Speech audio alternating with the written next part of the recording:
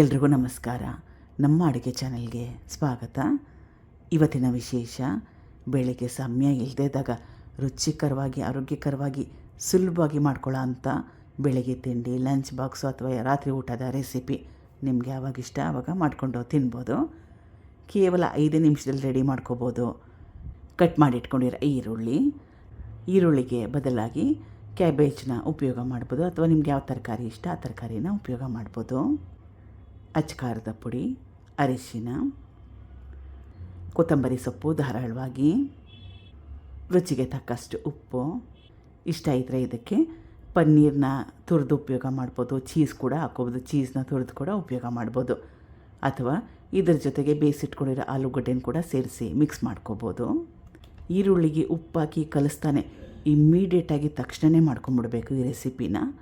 ಇಲ್ಲಾಂದರೆ ಈರುಳ್ಳಿಯಲ್ಲಿ ನೀರಿನ ಅಂಶ ಜಾಸ್ತಿ ಆಗುತ್ತೆ, ರೆಸಿಪಿ ಕೆಟ್ಟೋಗುತ್ತೆ. ಚಪಾತಿನ ಲಟ್ಟಿಸ್ಕೋಬೇಕು.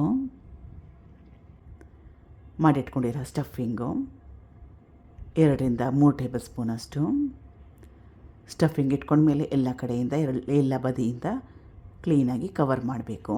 ಯಾವ ರೀತಿ ತೋರಿಸ್ತಾ ಇದ್ದೀನಿ ಆ ರೀತಿ ಮಾಡ್ಬೋದು, ಅಥವಾ ನಿಮ್ಗೆ ಯಾವ ರೀತಿ ಬರುತ್ತೆ ಆ ರೀತಿಯಾಗಿ ಕೂಡ ಮಾಡ್ಬೋದು.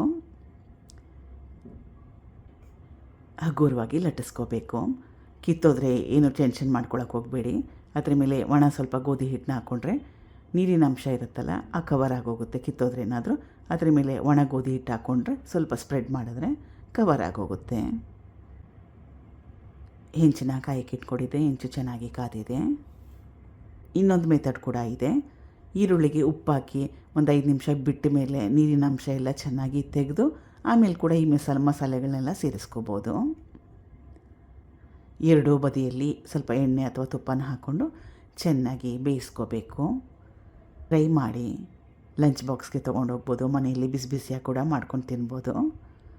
Thank you for watching. ಧನ್ಯವಾದಗಳು.